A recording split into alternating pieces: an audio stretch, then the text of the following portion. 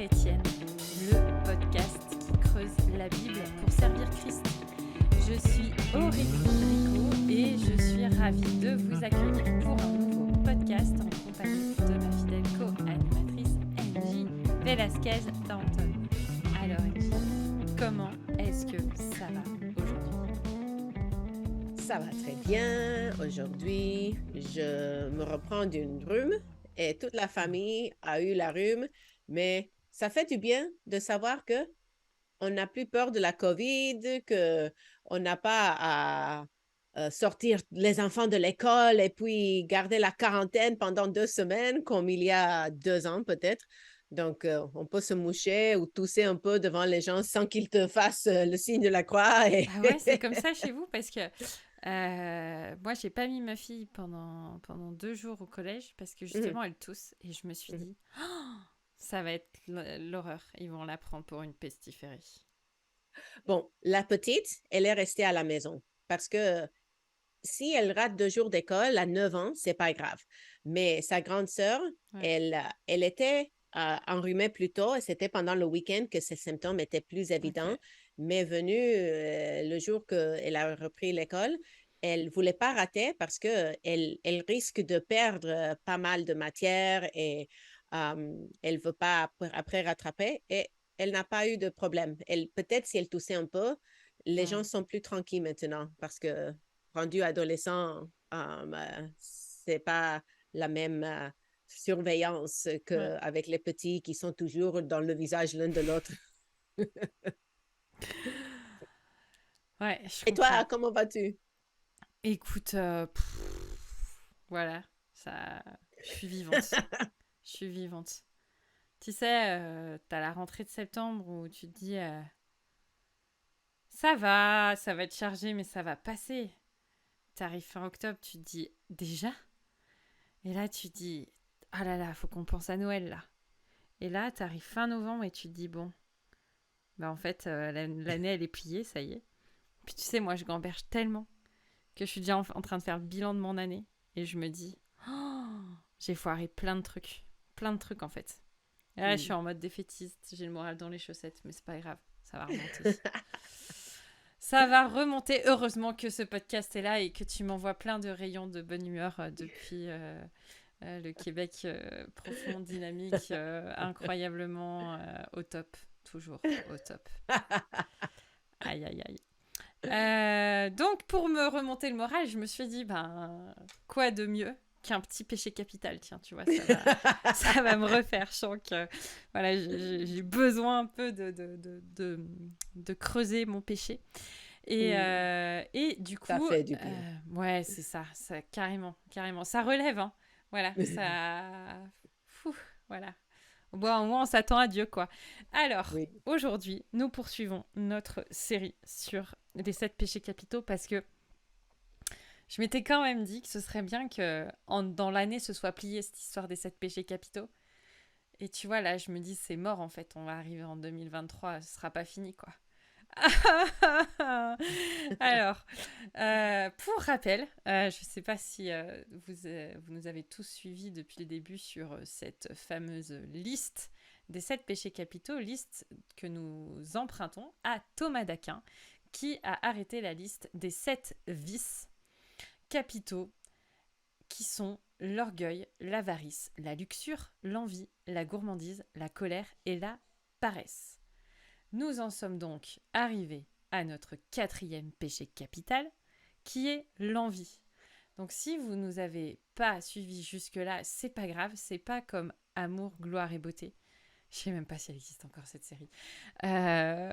Vous pouvez suivre ce podcast sans avoir suivi les 3 autres. C'est juste que quand même ça vaut le détour. En tout cas sur l'orgueil, ça vaut le détour. Et à propos de l'envie, Thomas d'Aquin, dans sa Somme théologique, dit ceci, qui me semblait intéressant de te partager, cher ami. C'est ainsi que l'envie s'attriste du bien d'autrui.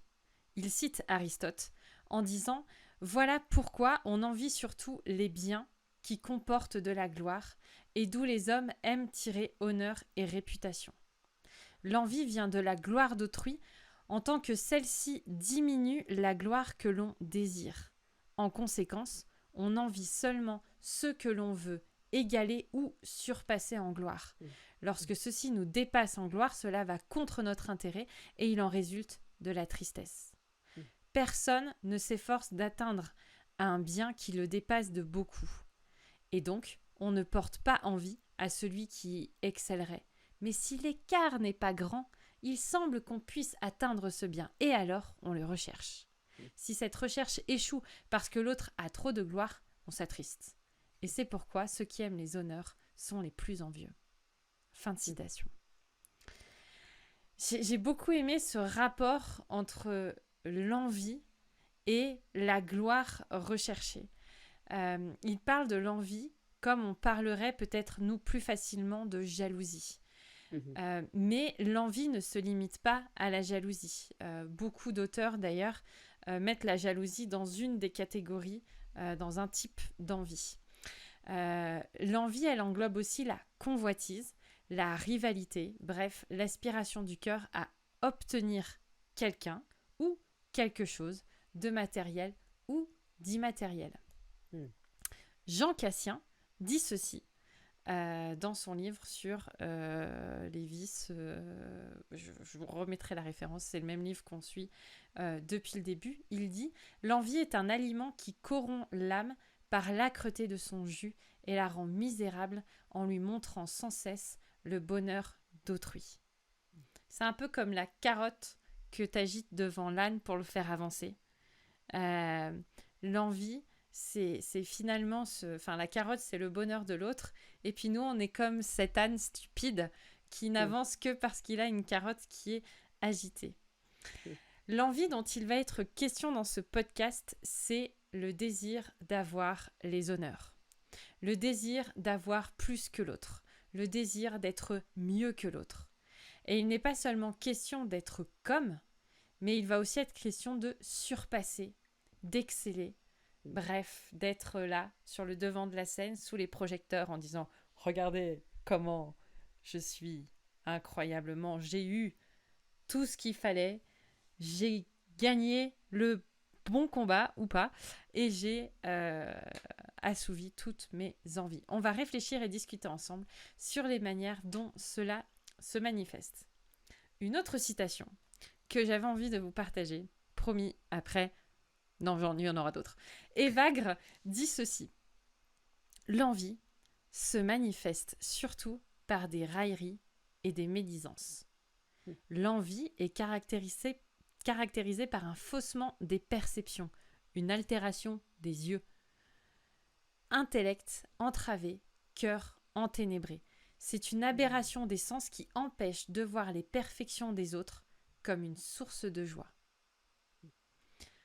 Méditez là-dessus parce que l'envie est un péché. On va le voir un peu plus loin dans la Bible, mais c'est quelque chose qui nous affecte aussi dans notre manière de voir les choses, de voir le monde et de voir aussi Dieu et de nous voir nous-mêmes. Tout à fait. Et pour aborder la problématique de l'envie, nous allons suivre la même trame comme à notre habitude dans cette série sur les 7 péchés capitaux. D'abord, quelle est la définition biblique de ce péché? Deuxièmement, comment sommes-nous invités à mortifier ce péché? Troisièmement, vers quelle vertu devons-nous tendre pour y remédier? Et quatrièmement, et enfin, comment cette vision biblique de ce péché nous aide à mieux servir Christ aujourd'hui? Yes.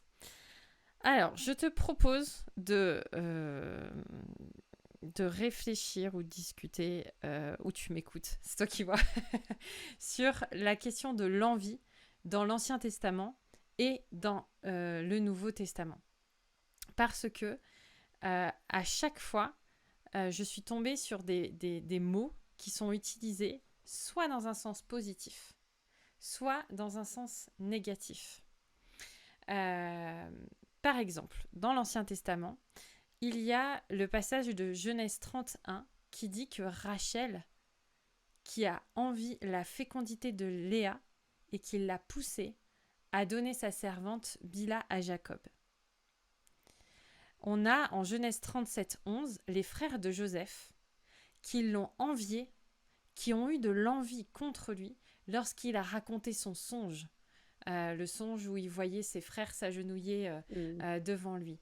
Cette envie jalouse a excité même la colère de ses frères qui les ont conduits à le vendre comme esclave et à le déclarer mort auprès de leur père. Et puis, il y a dans le psaume 73, le psalmiste qui confesse qu'il porte envie aux insensés en voyant leur bonheur. Ça rejoint cette définition d'Evagre que j'ai dit un peu plus tôt sur le fait que l'envie déforme notre perception du bonheur des autres. Et donc, il y a cet aspect négatif qui est souligné. Et dans l'Ancien Testament, il y a aussi le même mot qui est utilisé dans un aspect positif. En tout cas, dans un aspect qui n'est pas empreint de péché. En Deutéronome 32, 21, il est question de la jalousie de l'Éternel. Et en Nombre 25, 13, il est question du zèle pour Dieu. Et dans le Nouveau Testament, il y a aussi... Alors, il y a aussi d'autres mots dans l'Ancien Testament. Je reviens dessus. Dans Proverbe 14, 30, il est dit « L'envie est la carie des os ». Et donc, on voit bien que la mauvaise envie, c'est quelque chose qui a aussi un impact sur notre corps en lui-même. La loi sur la jalousie en Nombre 5 aussi. Tu as écrit un article d'ailleurs sur ce passage. C'est rigolo. Il y a peu d'articles quand même qui restent gravés dans ma tête. Mais quand j'ai lu ce passage de Nombre 5, je me suis dit « Ah oui, j'avais lu un truc d'Engie sur toutpoursagloire.com. » C'est ça. Dans l'Ancien Testament, il y a aussi, en Exode 20, 17, dans les 10 commandements, Dieu interdit de convoiter la femme de son prochain, la maison de son prochain ou toute autre chose qui appartiendrait au prochain. Donc on est quand même sur un péché qui est mentionné dans les 10 commandements. En Genèse 3, 6, on a Ève qui a vu que l'arbre était précieux pour ouvrir l'intelligence. Et en Psaume 19, 10, le psalmiste convoite la loi de l'Éternel, elle est précieuse à ses yeux plus que leur faim. Donc, est-ce que tu veux dire qu'en Genèse 3, 6, c'est le même mot que dans les autres deux citations, en Exode 20 et Somme 19? Moi, j'ai trouvé ça. Wow! C'est intéressant. Et de voir que justement, l'envie, j'avais un prof qui disait ça, qui a souvent dit ça d'ailleurs, à tel point que c'est resté gravé dans ma tête. L'envie vient du prix qu'on accorde aux choses. Et j'ai trouvé ça intéressant de voir ce jeu en fait entre les bonnes envies et les mauvaises envies. Et de voir que le psalmiste a envie de la loi de l'Éternel parce qu'il la convoite, elle est précieuse à ses yeux, donc il veut la conquérir et c'est une bonne envie qui l'emmène dans le bon sens. Et où Ève a eu envie de quelque chose d'interdit et que c'est ça qui a motivé sa démarche dans la mauvaise direction. Dans le Nouveau Testament, on a aussi un mot qui parle de porter envie, d'être envieux, d'être poussé à la jalousie. En Matthieu 27, 18, le passage qui précise que c'est par envie que Jésus a été livré. On se rappelle de cette attitude qui a caractérisé Judas. En Galates 5, 21, Paul mentionne l'envie dans les œuvres de la chair et il dira même que se porter envie nuit à la communion fraternelle. 1 Pierre 2, 1 nous invite à rejeter l'envie. Et il y a un autre mot aussi dans le Nouveau Testament. Dans 1 Jean 2, 16, il est dit « Car tout ce qui est dans le monde, la convoitise de la chair, la convoitise des yeux et l'orgueil de la vie ne vient point du Père, mais vient du monde. » Donc là, on se rend compte qu'il y a une mauvaise convoitise. 1 Pierre 2, 11 dit « Bien-aimés, je vous exhorte comme étrangers et voyageurs sur la terre à vous abstenir des convoitises charnelles qui font la guerre à l'âme. » Et Jacques 1, 14, et je m'arrête là sur les citations parce qu'il y en a énormément, mais chacun est tenté quand il est attiré et amorcé par sa propre convoitise. Et je voulais rester sur ce verset parce que pour moi, euh, il dénonce en fait les deux dynamiques de l'envie. Elle Mm. attire et elle amorce. Mm. L'envie nous montre quelque chose qui nous manque. Elle nous Mm. attire. Et l'envie amorce une action pour obtenir ce qui nous manque. Mm. Oui, et ce verset en Jacques démontre que la convoitise, l'envie commence dans le cœur, mais Mm. termine par l'action. Ouais. Et l'action finale, c'est la mort. Donc, nous devons reconnaître que quand nous faisons, quand nous commettons des péchés visibles, si nous reculons en arrière, comme on disait dans l'épisode sur la parentalité, ou on va dire dans l'épisode sur la parentalité, mais Chut, c'est pas grave. please, On coupe. um, euh, c'est à la racine que nous devons Ouais, creuser pour ouais. voir pourquoi nous avons péché, pourquoi nous devons demander pardon, parce Mm. que l'envie est souvent au cœur de nos actions. Exactement. Et du coup, elle peut soit être une arme redoutable dans notre sanctification Mm. si nous désirons les bonnes choses et si nous Mm. convoitons Christ, mais elle peut aussi être un piège mortel qui nous propulse dans une attitude de haine où finalement tous les coups peuvent être permis parce que nous cédons à des mauvaises envies. L'envie est souvent à l'origine de bien des guerres et de bien des querelles. Je pense que Poutine a été rempli d'envie à un moment donné pour conquérir un Mhm. territoire. Si on parle de l'actualité, bien des Mm. dictateurs ont cédé à des envies complètement démentielles. Mm. Après ce petit panorama très très succinct biblique sur l'envie, maintenant la question c'est comment est-ce qu'on peut mortifier ce péché. Mm. Je vous partage mes réflexions, ça vaut ce que ça vaut. Comprendre d'abord d'où l'envie tire sa force. Et l'envie tire sa force de nos affections. Je vous redis cette phrase que ce prof me martelait. L'envie vient du prix qu'on accorde aux choses. Dis-moi ce que tu aimes, je vais te dire ce que tu désires. Et mon expérience personnelle m'a montré que nous désirons ce que nous affectionnons. Et c'est pas parce que nous sommes chrétiens que nous désirons naturellement Mhm. les bonnes choses. Mhm. Nous désirons, comme Ève, l'interdit, le mauvais, parce que nous sommes enclins aux mauvaises choses. Nos agendas témoignent de ce que nous aimons vraiment. J'écoutais un pasteur qui prêchait récemment sur la question des priorités et il expliquait que bien souvent on a envie de choses mais on ne les réalise pas parce que dans nos agendas, en fait, nous n'accordons pas d'importance à ces choses-là. Et finalement, nous faisons que ce que nous aimons vraiment. Nos Mm. agendas témoignent de nos affections. Mm. Tout à fait. Et je pense à la mentalité que j'avais quand j'étais toute nouvelle chrétienne. Euh, je désirais toujours le plaisir de ce monde. J'avais 14 ans. Mon pasteur de jeunes parlait de la sainteté, des trucs comme ça. Et je disais, en tout cas, j'aurais aimé m'être convertie sur mon lit de mort ou bien toute vieille pour que je puisse jouir du péché dans lequel mes camarades de l'école semblaient trouver tellement de joie, tellement de Ouais. bonheur. Et il m'a pris du temps pour comprendre que mes affections étaient trop faibles. Je ne comprenais pas encore qu'appartenir et servir à Jésus était un beaucoup plus grand plaisir que les œuvres de la chair, que ces plaisirs éphémères Mm, dans lesquels se jetaient mm, mes amis de l'école leur apportaient.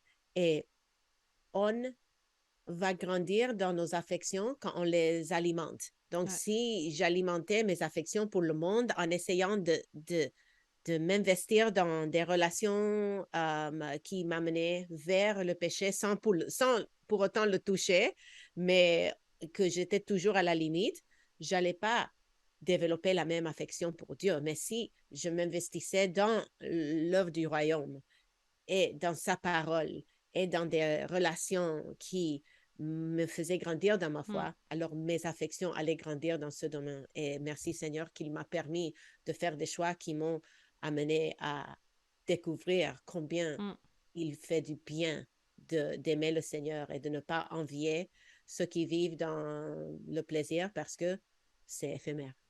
tout à fait. Tout à fait. Et moi, j'ai remarqué un truc il n'y a pas si longtemps que ça. C'est qu'il y a une différence entre nos envies théoriques Mm. et nos envies réelles. Et souvent, quand tu dis aux gens, mais c'est quoi qu'est-ce que tu aimes? Tu poses la question un dimanche matin dans ton église, on va te dire, mais moi j'aime Dieu, j'aime le Seigneur, j'aime... voilà. Et puis, après tu leur dis, montre-moi ton agenda. Et là, tu dis, waouh, tu passes combien de temps avec Dieu en fait dans la semaine?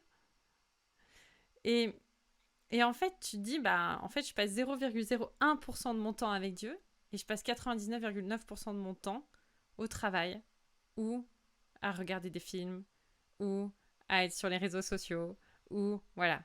Et parfois, le delta entre ce que nous aimerions aimer et ce que nous aimons vraiment, il est immense. Mm. Et finalement, l'enjeu de ce péché capital, c'est de réduire la voilure entre l'envie théorique et l'envie réelle. En tant que chrétiens, nous devrions aimer Dieu en théorie et en pratique. Et quand on dit j'aime Dieu, ça veut dire qu'on devrait être en capacité de dire regarde mon agenda. Parce que je lui accorde beaucoup de mon temps, beaucoup de mes pensées, beaucoup de mon désir de le connaître et de l'honorer. Mm. Oui, et je pense que pour nous qui sommes dans le ministère à temps plein, oh, écoute, moi j'étudie la Bible pendant des heures. C'est évident que j'aime le Seigneur. Mais on doit reconnaître que la vie chrétienne ne consiste pas seulement à diviser entre le sacré et le séculier, mais que si quelqu'un va au bureau, et il le fait pour la gloire de Ouais, Dieu et il vit une vie rayonnante devant ses camarades de l'école ou ses collègues du travail. ouais. Elle fait l'œuvre de Dieu là-bas aussi. Donc, je veux quand même me permettre d'avoir une conviction si je fais mon travail pour ma propre gloire, même si c'est enseigner la Bible, et que la personne qui nous écoute, qui est un plombier, fait son œuvre pour la gloire de Dieu. Mm. Il n'y a aucune différence entre nos métiers. Ce qui compte, c'est que nous le fassions avec cette reconnaissance de on prie sans cesse. Amen, ma sœur. Mm. Comment mortifier ce péché en comprenant aussi que les mauvais désirs sont les œuvres de la chair. Naturellement, nous sommes attirés par les mauvaises choses et pire, nous courons vers elles. Euh, je reviens sur mon idée de l'agenda, mais nous voulons, nous sommes attirés par elles, nous sommes et nous mettons toute notre énergie pour les réaliser. Comme on Mm. l'a dit dans le verset de Jacques, l'envie amorce. Ah purée, j'ai perdu l'autre mot. Attire et amorce. Mm. Attirer et amorcer, ouais, c'est ça. Et du coup, nous pratiquons les œuvres de la chair. Et plus vite nous serons lucides sur l'état de notre cœur et sur sa fragilité, plus vite nous arriverons à y renoncer. Mm. Le péché a horreur de la lumière. Nous sommes donc invités à produire les fruits de l'esprit et à renoncer aux œuvres de la chair. Troisième moyen que je vous propose pour mortifier ce péché, c'est de comprendre que le problème de l'envie tient plus dans l'objet convoité que dans l'envie elle-même. Souvent, nous chutons parce que nous ne questionnons pas nos envies. Nous zappons d'une envie à une autre. Ah tiens, je serais bien comme elle. Ah tiens, si seulement j'avais la même maison que eux. Mes enfants pourraient jouer dans ce grand jardin. Si on avait un chien comme cette famille, ce serait quand même trop chouette. On serait beaucoup, beaucoup plus heureux. Est-ce que l'objet de mon envie est un péché? Ça peut être une bonne idée d'avoir un chien. Distinguons les bonnes des mauvaises en vie. Alors, vers quelle vertu tendre pour nous débarrasser définitivement de cette plaie mortelle qui nous déforme les yeux et qui est la carie de nos os. J'ai réfléchi à la première chose. Parce qu'en fait, en y réfléchissant, quand on est ado des fois, on a envie de faire comme les autres. Parce qu'on a l'impression que eux, ils s'éclatent dans leur vie. Là où des fois à l'église, tu te dis « Wow !» Il y en a, ils n'ont pas l'air de s'éclater. Hein. Et parce que, en fait, le problème, il est dans notre quête de la joie. Et nous devons apprendre à trouver notre joie en Dieu, à nous réjouir en Dieu. Dieu n'est pas un père fouettard qui va donner toutes les meilleures bénédictions du monde à ton voisin juste pour te les mettre sous le nez et qui nous jette des miettes de ce qui lui reste. Tu sais, ah tiens, il me reste un petit peu de ça, tiens, je vais lui envoyer.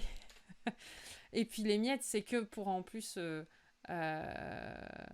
les serviteurs, tu sais, ceux qui se donnent à fond. Bref, Dieu est bon. Et toutes ces bontés devraient nous remplir de joie. La joie d'être sauvé, la joie de le connaître, la joie d'être au bénéfice de sa présence, la joie de le servir, la joie de grandir en lui, la joie de recevoir ses bénédictions, joie de marcher avec espérance, etc., etc. Je vous invite à faire une liste de tout ce que vous pouvez vous réjouir en Dieu.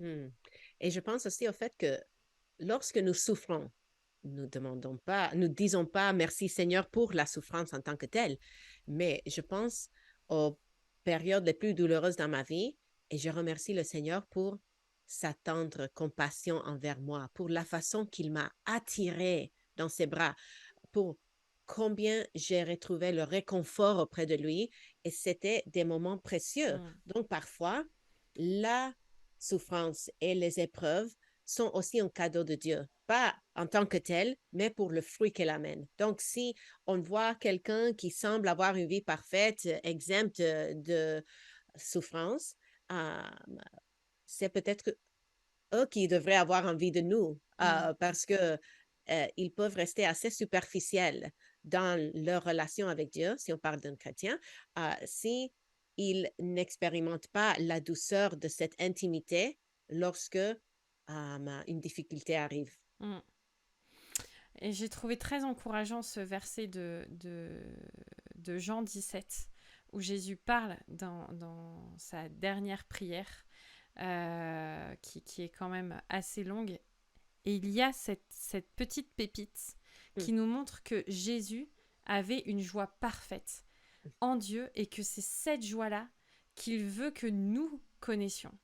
Il dit ceci, « J'ai gardé ceux que tu m'as donnés et aucun d'eux ne s'est perdu, sinon le fils de perdition, afin que l'écriture soit accomplie. Maintenant, je vais à toi et je dis ces choses dans le monde, afin qu'ils aient en eux ma joie parfaite. » Tout à fait. Jésus trouvait la joie dans la volonté de Dieu.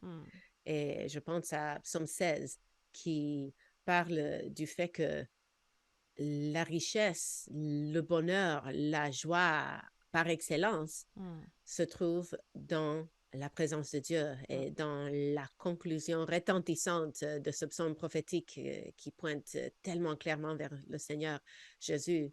Ça dit, tu me feras connaître le sentier de la vie. Il y a d'abondantes joies devant ta face, des délices éternels à ta droite. Et pourtant, Jésus n'avait sur terre ni palace, ni statut social élevé qui lui permettrait de conduire une Tesla, ni femme, ni envie de posséder quoi que ce soit dans ce monde. Son désir pour nous, c'était que nous ayons sa joie parfaite, c'était que nous suivions son exemple, c'est que nous soyons tellement remplis de la connaissance de Dieu et de la volonté de Dieu que le monde paraisse fade, indésirable. Et la deuxième piste, la deuxième vertu peut-être que nous pouvons cultiver pour nous débarrasser du péché d'envie, c'est le contentement en Dieu. Augustin disait « Notre cœur est sans repos tant qu'il ne demeure en toi ». Et j'aime bien cette citation parce que demeurer en Dieu, c'est hyper apaisant en fait. Ça amène quelque chose où tu n'es plus dans une course, tu n'es plus dans un besoin de quelque chose parce que tu demeures. C'est un... bon, je cherche encore mes mots aujourd'hui. Demeurer en Dieu nous remplit au point où il nous reste plus de place pour désirer autre chose, au point où toute autre envie devient pâle, sans saveur et sans relief. 1 Timothée 6,6 nous dit « C'est en effet une grande source de gain que la piété avec le contentement, car nous n'avons rien apporté dans le monde et il est évident que nous n'en pouvons rien emporter. Si donc nous avons la nourriture et le vêtement, cela nous suffira. » Le contentement est une attitude du cœur qui se développe avec la piété. Les deux marchent ensemble. Le contentement est une habitude. Et on se rappelle du peuple d'Israël qui s'est lassé, qui ne s'est plus contenté de cette manne qui venait tous les jours pour les nourrir. Ne nous lassons pas dans notre contentement en Dieu. Apprenons à nous délecter chaque jour de Dieu et à être reconnaissants de tout ce qu'il nous donne. Le contentement est une discipline. C'est pas une qualité innée qui est tombée grâce à la petite fée sur notre petite tête d'enfant. Nous devons exercer nos cœurs à se contenter en Dieu. Nous devons parler à notre âme et lui dire « Regarde tous les bienfaits que Dieu t'offre et remercie-le pour ça. » Le contentement en Dieu produit la joie et la satisfaction, alors que le désir d'avoir produit la tristesse et la frustration. Alors, comment est-ce que cela nous aide à mieux servir Christ aujourd'hui ? C'est la question à 3 millions de dollars. Je propose 4 implications. Tu me diras ce que tu en penses. La première, c'est regarder à Dieu plutôt qu'aux hommes. Si nous avons assez de temps pour envier les autres, c'est que vraisemblablement, Dieu n'est plus vraiment à sa place dans nos vies, et dans nos cœurs, et dans notre temps, et dans nos aspirations. Laissons à Dieu la place qui lui est due, et rendons-lui un culte raisonnable. Réduisons le delta entre nos envies théoriques et nos envies réelles.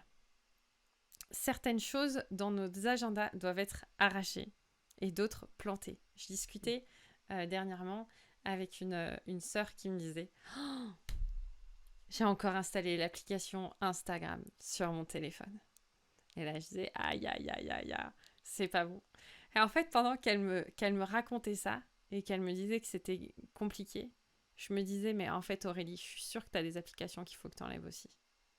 En fait. Sois honnête. Et du coup, j'ai décidé de réduire le delta entre mes envies théoriques et mes envies réelles. Et je me suis dit, mais en fait, tu as plein de livres qu'il faut que tu finisses de lire. Et puis, tu as plein de choses à faire.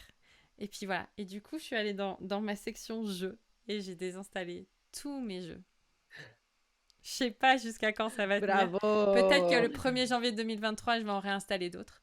Mais il y a une phrase un peu punchline que je vais vous laisser sur cette deuxième application. C'est que les petits refus font les grands engagements. Si vous voulez rêver grand pour Dieu ou si vous voulez aimer Dieu et envier Dieu, refusez des choses. Les petits refus font les grands engagements. Notre lutte contre le désir d'avoir est une manière de glorifier Dieu dans les petits détails de nos vies. Ça, c'est la 3e application. Poursuivons la gloire de Dieu en renonçant aux mauvais désirs de notre cœur. Questionnons nos désirs. Et c'est ainsi que nous glorifierons Dieu dans notre quotidien. Et la 4e implication, c'est de démasquer nos envies dans notre vie de piété. Souvenons-nous que Dieu est riche en bonté et en compassion. Confessons nos envies et disons-lui nos craintes, nos manques, nos besoins. Celui qui tient le monde et toutes ses richesses dans sa main répondra au-delà de toutes nos espérances. Je crois qu'on a le droit de dire à Dieu que, en vrai, une maison plus grande, on a envie de ça. Parce que si on veut trouver notre contentement en Dieu, il faut qu'on lui dise ce qu'on a vraiment envie. Parce que c'est lui qui, dans ces moments d'intimité, va réajuster nos envies et va nous montrer que peut-être cette envie, elle n'est pas tout à fait légitime, ou que c'est peut-être pas le moment, ou que lui, il peut combler la problématique du manque d'espace dans la maison, peut-être en faisant un petit peu de tri dans les placards. Et en se débarrassant de certaines choses, on peut se rendre compte parfois qu'en fait, on a une place de dingue. Oui. Je pense aussi au fait que, premièrement, parfois l'envie, la convoitise est alimentée par la crainte de l'homme. Ouais. Si je pense que tout le monde va me comparer à celle-là qui a une plus belle maison, une plus propre maison, des enfants plus sages, mon envie va continuer à grandir si j'alimente la comparaison. Donc, on doit mettre à mort la comparaison et la crainte de l'homme qui fait en sorte que je me focalise toujours sur ce que les autres vont penser de moi vis-à-vis mes contemporains. Donc, ça, c'est une lutte parce que sur Instagram, comme tu viens de citer cette application et d'autres, les gens se présentent d'une façon parfaite, souvent. Et ils ne mettent pas souvent des images qui montrent leur faiblesse, mais c'est plutôt leur réussite. Et ce n'est pas une aide pour nous si nous ne reconnaissons pas que ça, ce n'est pas la personne en tant que telle. C'est seulement des images statiques d'une vie qui est aussi déchue que la nôtre et que nous n'avons pas à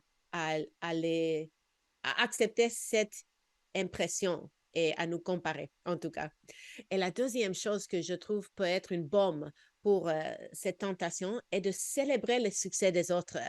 Quand quelqu'un réussit à quelque chose dont nous aspirons, au lieu de laisser l'envie et la jalousie prendre racine, choisissons de célébrer leur succès. Un sincère effort à mettre les autres au centre au lieu de nous-mêmes et à les applaudir lorsqu'ils accomplissent quelque chose de formidable est une simple recette pour bannir l'envie dans nos cœurs. Et puis de voir aussi que ce qu'on envie dans la personne peut être une facette de Christ.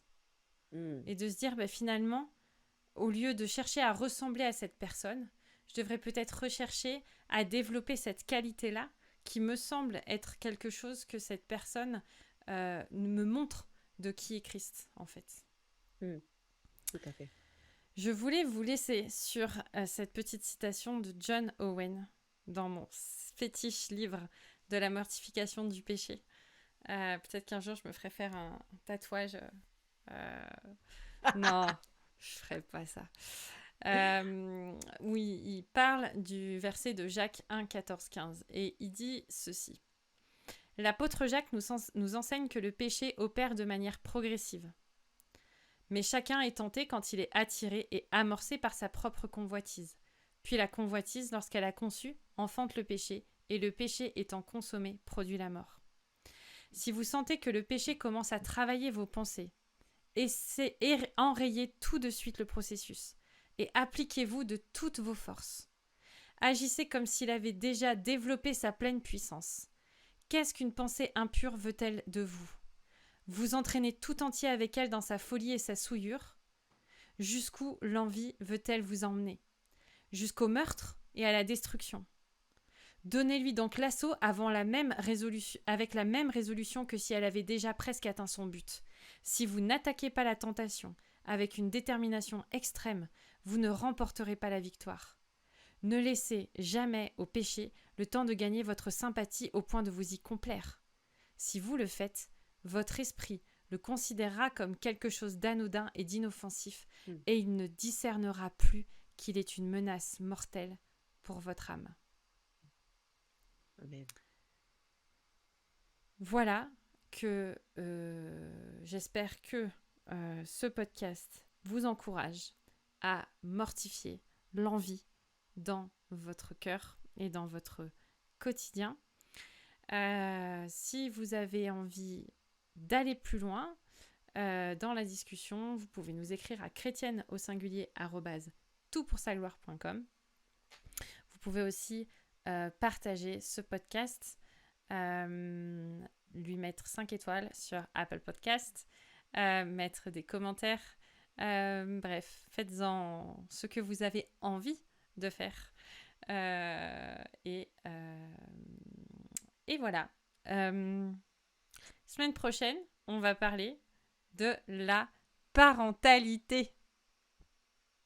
Voilà, une longue conversation qui nous occupera 2 semaines parce que Envy est passionnée par la parentalité et elle a des milliards de choses à nous dire.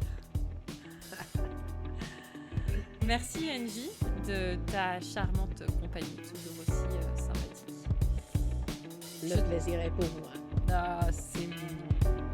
Je te souhaite une bonne semaine, sans envie, ou en tout cas avec les bonnes envies. Amen. Sur les bons objectifs. Merci et à la semaine prochaine.